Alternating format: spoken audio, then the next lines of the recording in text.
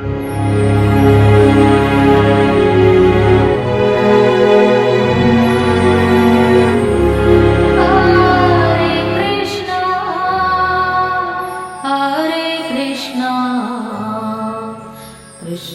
Krishna Hare Hare Hare Krishna Hare Krishna. Hare Krishna. My name is Anupama Devi Dasi, and today I would like to speak to you about the basis of religions. There are an estimated 4,300 religions around the world, and most of these religions have philosophy behind that has originated from India, known as Bharat in the Vedic scriptures.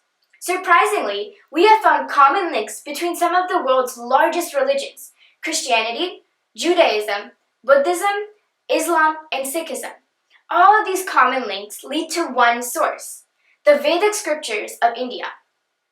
While some historians couldn't find the exact age of these Vedic civilizations, they proposed that the river Saraswati was a fictional river. This was another illusionary proposal similar to the Aryan invasion theory. Satellite findings and underground excavations have proven them to be wrong. Even the finding of the lost city of Dwaraka has stunned these so-called historians' hypothesis. Science does not have the answers to the big questions associated to ourselves, the world, and the many, many worlds beyond us. And so-called religions don't have answers to the fundamental beliefs such as reincarnation, karma, and higher dimension worlds. But, according to Vedic scriptures, every religion is based off of these three fundamental beliefs: bhaya, asha, and kartavya buddhi. The first, bhaya, means fear. People who are afraid of their previous karmic reactions are typically lenient towards such religions. Such religions are monotheistic and worship one God, and describe about hells and heavens, punishments, and rewards. The second, asha, means desire. Those who want to enjoy in this material world are lenient towards such religions. These religions are typically polytheistic. The third, kartavya buddhi, is the mundane and ritualistic following of worship. These religions are typically passed down through ancestors. We can compare these three fundamental beliefs to the three primary colors: yellow, blue, and red.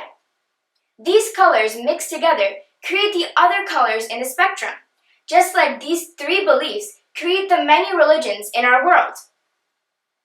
The unique combination of asha, bhaya, and kartavya buddhi affect how we worship, especially the worshipping of deities. If you see, some religions strongly prohibit deity worship and even consider it worshipping the devil, while some encourage it. How do we classify such differences? Well, religions that are based off of bhaya simply cannot worship the deity form of the Lord. They believe that bringing the Lord down in such a form is a sin, and they are afraid to commit sins. This can be compared to when a child draws a picture of his father.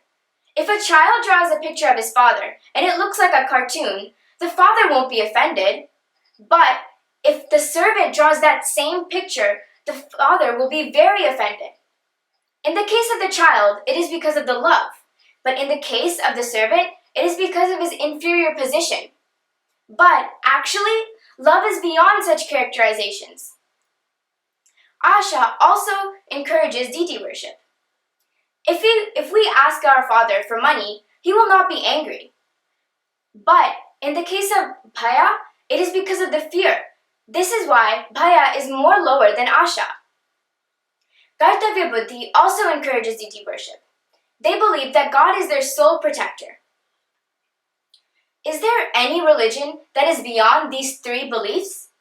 Yes, Ragamarga, also known as Sanatan Dharma, is beyond this belief. But it is not a religion. It is much, much higher than any religion. It is true and unconditional love towards the Lord. It is beyond the love of a son and father. Devotees who follow Ragamarga chant daily and worship the deity. They believe that the deity is the form of the Lord. One Vaishnava named Bhakti Vinod Thakura has said, Bhaya o Asha nitashtahaya. Out of the three, Bhaya and Asha are the lowest. When one starts to advance in his spiritual life, he will be more lenient towards religions using Kartavya Buddhi. But beyond these three is Ragamarga. And the highest example of Ragamarga is the very recent incarnation of Lord Sri Chaitanya Mahaprabhu. He came around 500 years ago and showed how to worship in Ragamarga and be a good devotee. The Chaitanya Charitamrita is the best example of this. I would like to recite one verse. Anyabhilashita sunyam jnana karmadi anavritam anukulina krishnanu shilanam bhakti uttama. Uninterrupted, loving devotion towards the Lord with no desire of jnana or karma in return is pure love, pure bhakti for Lord Krishna. We should not ask for anything in return from the Lord. We should just love Him with our full heart. Before I continue, you must know that Ragamarga is not a religion. It is much, much higher. It is pure love for the Lord that cannot be classified by a religion. We can compare these three fundamental beliefs, Bhaya, Asha, and Kartavya Buddhi, to schools. Religions based off of such beliefs are equivalent to the different grade levels in a school.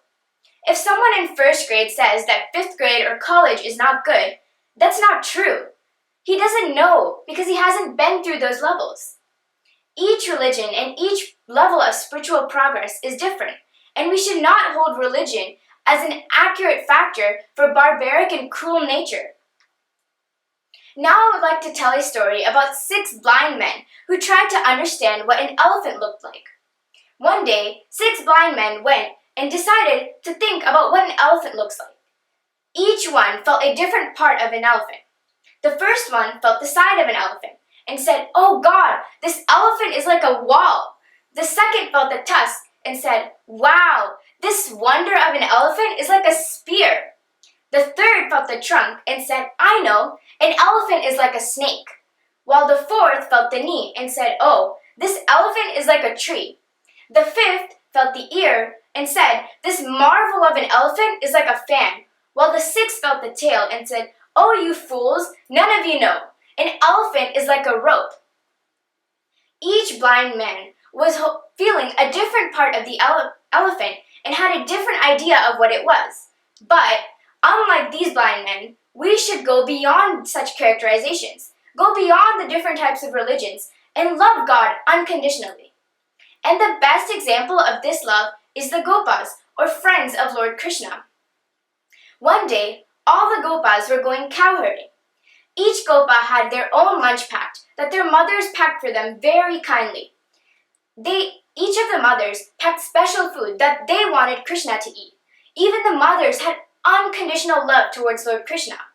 One day, one Gopa said, "Oh Krishna, I think we should eat lunch now." Krishna looked at him and said, "Yeah, I think we should too." They found a nice big tree with a cool shady spot for them all to eat. Each Gopa unpacked their lunch and said, "Krishna, Krishna, eat this. My mother made this specially for you." They would even bite into the food and offer them with left hand. But Krishna did not mind. He knew there was pure love behind this, so he looked past this. In the Bhagavad Gita, Lord Krishna has said the ultimate instruction. Sarva dharman parityajya mamekam sharanam vraja aham tvam sarva papebhyo mokshayishami ma sucha. Abandon all religions and surrender unto me. I shall deliver you from all karmic reactions. Do not fear. We all should abandon every religion and go straight to Lord Krishna and surrender unto his lotus feet. Do you think you can do this? Thank you and Hare Krishna.